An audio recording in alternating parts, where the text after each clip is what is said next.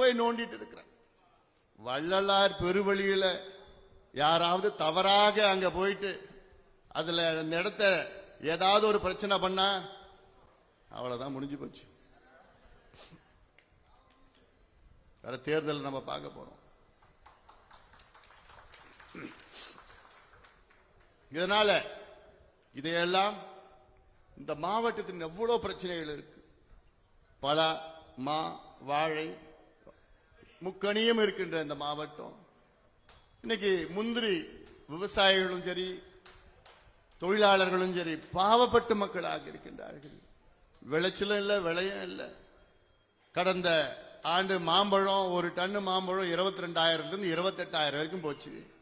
இன்னைக்கு 3,000, 4,000, 2,500 ரூபாய் கிடைக்குது. இதை தெருவில் கொட்டிட்டு இருக்கிறான் விவசாயி. சில விவசாயி மாமரத்தையே வெட்டிட்டு போயிட்டான்.